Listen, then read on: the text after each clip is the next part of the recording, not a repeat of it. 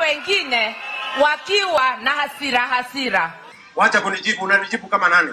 Kama uko na hasira ya aina hiyo, wacha kunijibu. Tukupatie nafasi kama nani? Hizo hasira zako ziende chini. Wanasema ati mimi nimekasirika. Hii kazi haitaki hasira nyingi. Wacha kunijibu. Sasa nataka niwaambie watu wa kitendawili. Nyinyi hamjakasirika, nyinyi mnacheka kwa sababu hamjui shida ya wananchi. Kwani mimi nataka niulize nyinyi, watu kama wameharibu serikali na mpango ya Big Four, wametuletea matatizo, bei ya mbolea imefika 6,000, bei ya unga gorogoro imefika shilingi 200. Hiyo ni maneno ya kufurahia? Hiyo ni maneno mtu atacheka? Hawa watu wakiona tumekasirika ni kwa sababu mambo si mazuri.